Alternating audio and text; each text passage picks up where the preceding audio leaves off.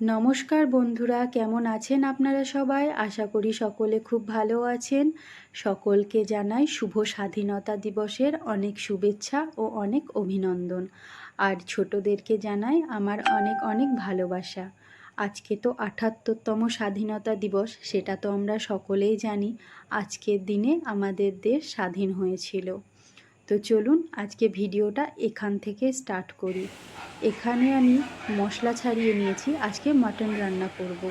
তো আজকে তো একটা বিশেষ দিন, তো কি রান্না করব ভাবছিলাম, তো ও বাজার থেকে মাটন নিয়ে এসছে, সেটাই আজকে রান্না করব। তো আমি যে মশলাটা ছাড়িয়ে রেখেছিলাম সেটা ভালোভাবে পেস্ট করে নিয়েছি। এখন সেই মশলাটা ভালোভাবে মাখিয়ে রাখবো। আমি এর মধ্যে অনেকে টক দই দেয়, কিন্তু আমি আর দিলাম না, আমি আমার মতন করে রান্না করব। তো এই যে এখানে আমার ভাতটাও হয়ে গেছে, এবার আমি নামিয়ে নেব। এটা আমার শাশুড়ি মা খুব সুন্দর রান্না করে, আমি অতটা ভালো পারি না, তবে ভালো করার চেষ্টা করব। আর এই যে এখানে পরিমাণ মতো নুন, হলুদ, তেল দিয়ে এটা আমি 1 ঘন্টা রেখে দেব। আর অন্যদিকে লাউ পোস্তটাও আমি বসিয়ে দিয়েছি, আর ওটা হতে থাক, ওটা নামিয়ে নেব। তারপরে আমি কড়াইয়ের মধ্যে পটল ভাজতে বসিয়ে দিয়েছি। পটল ভাজাটা খেতে কিন্তু খুব সুন্দর লাগে, তো ওই জন্যই আমরা যতবারই করি পটল ভাজাটা মানে ভালো লাগে বলেই বারবার করি। আর এই যে পটল ভাজাটা এখন হয়ে গেছে, আর কড়াইয়ের মধ্যে আমি তেল দিয়ে আলুগুলো ভাজতে বসিয়েছিলাম।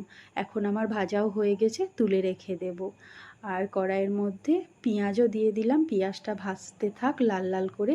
সামান্য পরিমাণে একটু চিনিও দিয়ে দিয়েছিলাম যাতে কালারটা আসে, ওই জন্য। এখন এই যে আমার পেঁয়াজটা এইভাবে ভাজা হয়ে গেছে, আর আমার 1 ঘন্টা ম্যারিনেশনও রাখা ছিল, সেটা আমি এবার দিয়ে দিলাম। আচ্ছা, আপনারা কে কীভাবে রান্না করেন আমাকে প্লিজ একটু কমেন্টে জানাবেন।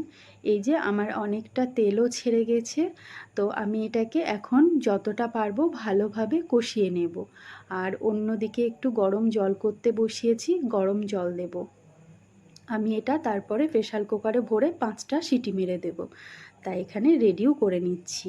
এই যে আমি একদম পুরো লাগা লাগা অবস্থা অবধি পুরো কষিয়ে নিয়েছি। আর এই যে আমি রেডিও করে নিয়েছি, এখন 5টা মতন সিটি দিয়ে দিয়েছিলাম। তো আমার ফাইনালি মাটনের রঙটা হয়েছে এই রকম। কি দারুণ হয়েছে না রঙটা, লাল লাল। জানি না কেমন খেতে লাগবে, আশা করি ভালোই লাগবে। তো এই যে আমার রেডি হয়ে গেছে লাল লাল মাটনের ঝোল। তো এই যে আমি ভাতটাও বেড়ে নিয়েছি, এখানে পটল ভাজা আর লাউ পোস্তটা আমি সকালেই করে রেখেছিলাম। আর এই যে, তো চলুন এবার এখন খেতে বসি। সবাইকে তো অনেক অনেক অভিনন্দন জানিয়েছি। আর আমার ভিডিওটা কেমন লাগলো অবশ্যই কিন্তু কমেন্টে জানাবেন। ভালো লাগলে একটা লাইক করে দেবেন। দেখা হবে পরের একটা ভিডিওতে। সবাই ভালো থাকবেন।